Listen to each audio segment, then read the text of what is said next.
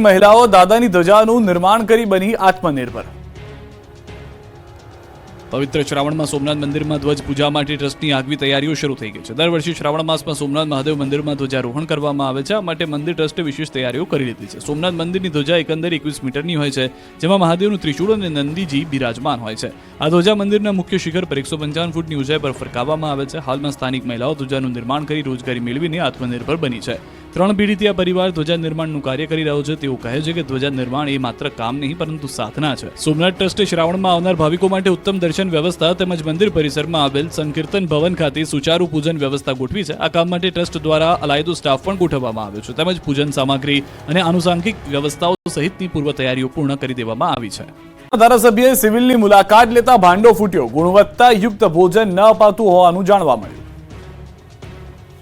Patan Unjha road પર આવેલી Dharpur medical હોસ્પિટલમાં પાટણના ધારાસભ્ય કિરીટ પટેલ ઓચિંતી મુલાકાતે પહોંચ્યા। ધારાસભ્યએ વિવિધ વોર્ડમાં જઈ દર્દીઓ સાથે વાતચીત કરી। પાટણના ધારાસભ્ય કિરીટ પટેલને ધારપુર હોસ્પિટલમાં ચાલતી કેન્ટીન દ્વારા દર્દીઓને આપવામાં આવતા ભોજનની ગુણવત્તા મામલે રજૂઆત મળી હતી। ત્યારે ધારાસભ્ય કિરીટ પટેલ તપાસ કરતા જાણવા મળ્યું કે કેન્ટીન ચલાવતા કોન્ટ્રાક્ટર દ્વારા બારોબાર બીજા કોન્ટ્રાક્ટરને ચલાવવા આપી દેવામાં આવી હતી।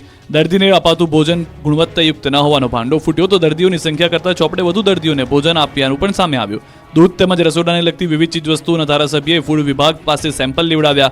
કેન્ટીન ચલાવતા કોન્ટ્રાક્ટર દ્વારા બારોબાર પેટા કોન્ટ્રાક્ટરને ચલાવવા આપ્યું હોવાનું સામે આવતા તેમનો કોન્ટ્રાક્ટ રદ કરી સુવિધાઓ બાબતે યોગ્ય કાર્યવાહી કરવામાં નહીં આવે તો ધારપુર હોસ્પિટલ ખાતે ધરણાની ચીમકી ઉચ્ચારી। રાજકોટમાં 2 મહિનામાં 19 કમ્યુનિટી હોલ બંધ રાખવાનો નિર્ણય કરાયો છે। રાજકોટમાં આગકાંડના 2 માસ બાદ રાજકોટ મહાનગરપાલિકા એક્શનમાં આવ્યું છે। મહાનગરપાલિકા દ્વારા BUSRT અને ફાયર એનઓસી મુદ્દે થોડી વધુ જાગૃતતા જોવા મળી છે।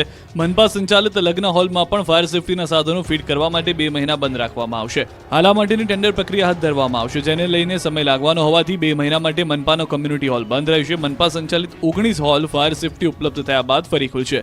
લગ્ન હોલમાં ફાયર સેફટીના સાધનો ફિટ કર્યા બાદ તેની ચકાસણી કરી ફાયર એનઓસી ફાળવવામાં આવશે, જેથી 1 ઓગસ્ટથી 30 સપ્ટેમ્બર સુધી આ હોલ બંધ રહેશે। 1 ઓક્ટોબરથી ફરી કમ્યુનિટી હોલ શરૂ કરાશે। આગામી 2 મહિના દરમિયાન 10 જેટલા બુકિંગ હતા, પરંતુ ફાયર સેફટીના કામ માટે આ બુકિંગ રદ કરી દેવા પડે તેવી ફરજ પડી છે। રાજકોટનો લોકમેળો વધુ બનશે સુરક્ષિત। એન્ટ્રી એક્ઝિટ ગેટમાં વધારો। રાજકોટમાં આગકાંડ બાદ હવે તંત્ર કોઈ કચાસ રાખવા માંગતું નથી, એટલે લોકમેળાને લઈને તંત્ર એક્શનમાં આવી ગયું છે। રાજકોટમાં યોજાનાર લોકમેળામાં સુરક્ષાને વધુ પ્રાધાન્ય આપવામાં આવ્યું છે। એન્ટ્રી એક્ઝિટ ગેટમાં વધારો કરાશે। 3 ગેટ વધુ બનાવવાનો નિર્ણય કરવામાં આવ્યો છે। ઇમરજન્સી એક્ઝિટ ગેટ અલગથી રાખવામાં આવશે, તો મેળામાં 30% સ્ટોલની સંખ્યા ઘટાડી દેવામાં આવી છે। લોકમેળામાં રાઇડ અને સ્ટોલ માટે 486 ફોર્મ ભરાયા। લોકમેળાના નામાંકન માટે રાજકોટવાસીઓએ 300થી વધુ નામ સૂચવ્યા। રાઇડ સંચાલકોની મુશ્કેલીનું ટેકનિકલ ટીમ સાથે ચર્ચા કરી નિર્ણય કરાશે। શાળાને ગ્રામજનોએ કરી તાળાબંધી। ખેડામાં પ્રાથમિક શાળાને ગ્રામજનોએ કરી તાળાબંધી। ઠાસરા તાલુકાની મુવાડા ગામની શાળાને તાળા મારી દેવામાં આવ્યા છે। શિક્ષકના ગેરવર્તનના કારણે ગ્રામજનોમાં રોષ ફેલાયો। શાળા ખાતે પહોંચીને શાળા બંધ કરી। વાલીઓ સાથે વિદ્યાર્થીઓએ પણ વિરોધ કર્યો। ગ્રામજનોએ એવા પણ આરોપ લગાવ્યા છે કે શિક્ષક પ્રવીણ શાળામાં દારૂ પીતો હતો અને બાળકો સાથે ગેરવર્તન કરતો હતો, આથી તેની 6 મહિના પહેલા બદલી કરી દેવામાં આવી હતી। હવે 6 મહિના બાદ ફરી શાળામાં તે શિક્ષક આવતા ગ્રામજનોએ શાળાને તાળાબંધી કરી દીધી। વાલીઓ સાથે બાળકોએ પણ શાળાની બહાર બેસી શિક્ષક પ્રવીણને શાળામાં હાજર ન કરવા કર્યો વિરોધ। અરવલ્લી જિલ્લાની 7 પ્રાથમિક શાળાઓને લાગ્યા છે તાળા। અરવલ્લી જિલ્લાની 7 પ્રાથમિક શાળાને બંધ કરવાનો ડીપીઓએ નિર્ણય લીધો છે। મુંબઈ પ્રાથમિક શિક્ષણ નિયમો હેઠળ 10થી ઓછા વિદ્યાર્થીઓવાળી શાળાઓને બંધ કરાઈ। 7 પ્રાથમિક શાળાઓને સદંતર બંધ કરાઈ, જ્યારે 2 શાળાઓમાં ધોરણ 1 થી 5માં બંધ કરવામાં આવી છે। મોડાસાની સાકરિયા કંપા, કરસનપુરા કંપા અને મુંશીવાળા સ્કૂલ તેમજ બાયડ તાલુકાની બાદરપુરા, વટવાડિયા અને મેઘરજ તાલુકાની માલકંપા શાળાને બંધ કરવામાં આવી છે। ભીલોડાની મોતીપુરા અને માલપુરની પીપરાણાને પણ ખંભાથી તાળા લાગશે। આ શાળાઓમાં અભ્યાસ કરતા 75 બાળકોને નજીકની શાળામાં પ્રવેશ અપાશે। વિદ્યાર્થીઓને જરૂરિયાત મુજબ ટ્રાન્સપોર્ટેશન સુવિધા પણ પૂરી પડાશે। જ્યારે શિક્ષકોને ઘટ હોય એવી શાળાઓમાં સેવા આપવાનો આદેશ કરાયો છે। આવા ફાજલ પડનાર શિક્ષકોએ વધઘટ બદલી કેમ્પમાં શાળા પસંદગી કરવાની રહેશે। શિક્ષણ વિભાગના નિર્ણયથી વાલીઓ વિદ્યાર્થીઓ મૂંઝવણમાં છે। કોંગ્રેસ પ્રવક્તા મનીષ દોશીએ પણ આ મામલે સરકાર પર બેવડી નીતિના આક્ષેપ કર્યા છે। સામાન્ય સભા બની ગઈ છે તોફાની।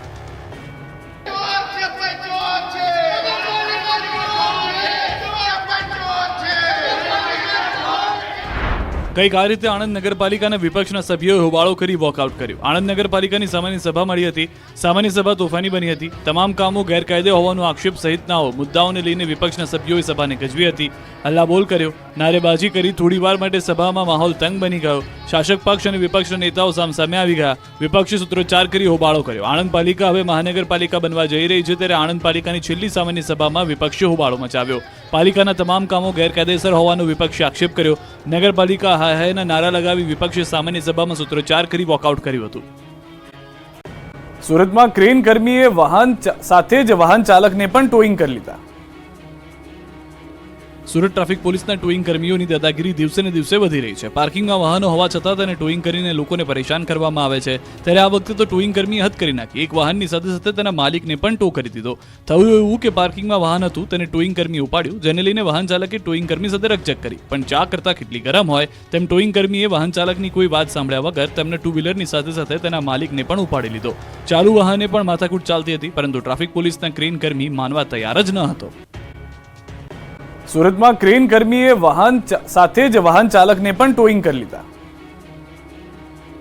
સુરત ટ્રાફિક પોલીસના ટોઈંગ કર્મીઓની દાદાગીરી દિવસે ને દિવસે વધી રહી છે. પાર્કિંગમાં વાહનો હોવા છતાં તેને ટોઈંગ કરીને લોકોને પરેશાન કરવામાં આવે છે. ત્યારે આ વખતે તો ટોઈંગ કર્મીએ હદ કરી નાખી. એક વાહનની સાથે સાથે તેના માલિકને પણ ટો કરી દીધો. થયું એવું કે પાર્કિંગમાં વાહન હતું, તેને ટોઈંગ કર્મી ઉપાડ્યું, જેને લઈને વાહન ચાલકે ટોઈંગ કર્મી સાથે રકઝક કરી. પણ ચા કરતા કેટલી ગરમ હોય તેમ ટોઈંગ કર્મીએ વાહન ચાલકની કોઈ વાત સાંભળ્યા વગર તેમને ટુ વ્હીલરની સાથે સાથે તેના માલિકને પણ ઉપાડી લીધો. ચાલુ વાહને પણ માથાકૂટ ચાલતી હતી, પરંતુ ટ્રાફિક પોલીસના ક્રેન કર્મી માનવા તૈયાર જ ન હતો. સુરતમાં ક્રેન કર્મીએ સાથે જ વાહન ચાલકને પણ ટોઈંગ કરી લીધા. સુરત ટ્રાફિક પોલીસના ટોઈંગ કર્મીઓની દાદાગીરી દિવસે ને દિવસે વધી રહી છે. પાર્કિંગમાં વાહનો હોવા છતાં તેને ટોઈંગ કરીને લોકોને પરેશાન કરવામાં આવે છે. ત્યારે આ વખતે તો ટોઈંગ કર્મીએ હદ કરી નાખી. એક વાહનની સાથે સાથે તેના માલિકને પણ ટો કરી દીધો. થયું એવું કે પાર્કિંગમાં વાહન હતું, તેને ટોઈંગ કર્મી ઉપાડ્યું, જેને લઈને વાહન ચાલકે ટોઈંગ કર્મી સાથે રકઝક કરી. પણ ચા કરતા કેટલી ગરમ હોય તેમ ટોઈંગ કર્મીએ વાહન ચાલકની કોઈ વાત સાંભળ્યા વગર તેમને ટુ વ્હીલરની સાથે સાથે તેના માલિકને પણ ઉપાડી લીધો. ચાલુ વાહને પણ માથાકૂટ ચાલતી હતી, પરંતુ ટ્રાફિક પોલીસના ક્રેન કર્મી માનવા તૈયાર જ ન હતો. રાજકોટમાં તંત્રના પાપે દાદા પડ્યા, કુંડીમાં ખાબક્યા. રાજકોટમાં વરસાદ બાદ રોડ પર ખાડાઓનો જબરો વિકાસ થયો છે. એક પણ રોડ એવો નથી જ્યાં ખાડાની રંગોળી ના હોય. ખાડા રાજ છવાયો છે, ત્યારે કમરતોડ આ ખાડાઓ જીવલેણ સાબિત થઈ રહ્યા છે. રાજકોટમાં નજીવા વરસાદે તંત્રની પોલ ખોલી નાખી છે, ત્યારે વરસાદી પાણીના કારણે રાજકોટ મહાનગરપાલિકાની અણધડ કામગીરીનો બોલતો પુરાવો સામે આવ્યો છે. ટુ વ્હીલર લઈને જતા વૃદ્ધ પાણી નિકાલની કુંડીમાં ગરકાવ થયા. સ્થાનિક લોકોની મદદથી વૃદ્ધને બહાર કાઢવામાં આવ્યા હતા. દ્રશ્યોમાં જોઈ શકાય છે કે વૃદ્ધને હાથ પકડી બહાર કાઢવામાં આવી રહ્યા છે. કુંડીમાં પડી જતા વૃદ્ધની ઈજા થઈ હતી. વાયરલ વિડીયો ગ્રીનલેન્ડ ચોકડી પાસેનો છે. આ તરફ કચ્છમાં પણ વરસાદને લઈને જાણકારી. અબડાસાનું નુંધાતડ ગામ બન્યું છે સંપર્ક વિહોણું. અબડાસાના નુંધાતડ ગામના રબારીવાસના રહેવાસીઓ ચોમાસામાં બની જાય છે નોધારા. અનેક રજૂઆતો છતાં પણ અહીં વહેતી નદી પર પુલિયો બનાવતા નથી. બે કાંઠે નદી આવતી હોય છે, ત્યારે રબારીવાસુ નુંધાતડ ગામથી સંપર્ક વિહોણું બને છે. શાળાએ જતા બાળકોને ભારે હાલાકીનો સામનો કરવો પડી રહ્યો છે. પાણીના પ્રવાહ વચ્ચેથી પસાર થવું પડી રહ્યું છે. રબારીવાસ સુધી નદીના પટમાં અવરજવર માટે પુલ બંધાવી આપવા રજૂઆત જલ્દીથી જલ્દી ગામ લોકોની માંગણી છે, પૂરી કરવામાં આવે તેવી તંત્ર પાસે આશા છે. આ ડેમ ઓવરફ્લો થવાની તૈયારીમાં. જાલોદના 7 ગામના લોકોની ચિંતા દૂર. દાહોદ જિલ્લામાં વરસાદને પગલે નદી નાળામાં નવા નીરની આવક થઈ છે. જાલોદ તાલુકાના માછણ નાળા ડેમમાં 85% પાણીની આવક થઈ છે. ડેમની પૂર્ણ સપાટી 275.900 મીટરની છે. હાલ ડેમ છલોછલ ભરાઈ ગયો છે. ડેમની સપાટી વધવાની શક્યતાને લઈ સાવચેતીના ભાગરૂપે 7 ગામોને એલર્ટ કરવામાં આવ્યા છે. ભાનપુર, ચિત્રોડિયા, ધાવડિયા, મહુડી, માંડલીખુટા, મુનખોસલા અને થીરકા ગામને એલર્ટ કરાયા છે. સાવચેતીના પગલાં લેવા સંબંધિત સ્થાનિક લોકોને ગ્રામ પંચાયત તેમજ તલાટી કમ મંત્રી, મામલતદાર, પ્રાંત અધિકારી તેમજ તાલુકા વિકાસ અધિકારીને સૂચના પણ આપવામાં આવી છે. હાઈવે પરથી પસાર થવું યુવાનને ભારે પડી ગયું. દ્વારકા પંથકમાં મેઘરાજાની તોફાની બેટિંગ બાદ નદી નાળા છલકાયા છે. ત્યારે સલાયામાં એક યુવાનને ધસમસતા પાણીના પ્રવાહ વચ્ચેથી પસાર થવું ભારે પડ્યું. ધોળા દિવસે મોત દેખાઈ ગયું. સલાયા નજીક એક કોઝવે પ્રચંડ વેગમાં પાણી વહી રહ્યું છે. પાણીનો પ્રવાહ એટલો છે કે અહીંથી કોઈ નીકળે તો તે તણાઈ જાય. આમ છતાં જળ સામે જંગ લડવા માટે એક યુવાન બાઇક લઈને કોઝવે પર ઉતર્યો. જેવી બાઇક કોઝવે પર ઉતરી તુરંત જ બાઇક સ્લીપ થવા લાગી. પૂર્ણા જિલ્લામાં 2 દિવસના વિરામ બાદ ફરી વરસાદ પડ્યો. સુબીર, વઘઈ, આહવામાં વરસાદ પડ્યો. સાપુતારા સહિતના વિસ્તારોમાં વરસાદી માહોલથી સહેલાણીઓની મોજ પડી ગઈ. વરસાદ શરૂ થતાં લોકોને ગરમીથી રાહત મળી. ખેડૂતોમાં ખુશીની લાગણી છવાઈ ગઈ. તો બારડોલી, મહુવા, પલસાણાના ગ્રામ્ય વિસ્તારમાં પણ વરસાદ પડ્યો. આ તરફ હવામાન વિભાગે 7 દિવસ સાર્વત્રિક વરસાદ પડવાની આગાહી કરી છે, જેને લઈને દ્વારકાના દરિયામાં જોરદાર કરંટ જોવા મળ્યો. બપોર પડતા જ દરિયો તોફાની બની ગયો હતો. કાંઠા પર તેજ પવન સાથે ઊંચા મોજા ઉછળ્યા. કાંઠા પર 10 થી 12 ફૂટ ઊંચા મોજા ઉછળતા જોવા મળ્યા. બાદમાં મેઘરાજાની ધમાકેદાર બેટિંગ.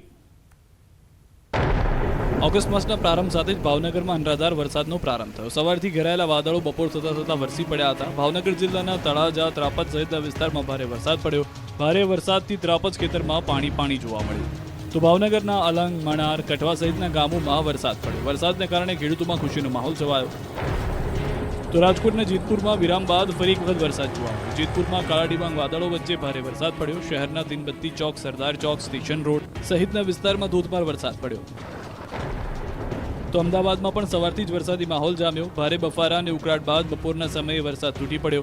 આખા અમદાવાદમાં મેઘરાજાએ તોફાની બેટિંગ કરતા રોડ પર પાણી વહેતા થયા. ભારે વરસાદથી વાતાવરણમાં ઠંડક પ્રસરી. વરસાદના કારણે રોડ પર વાહનો થંભી ગયા.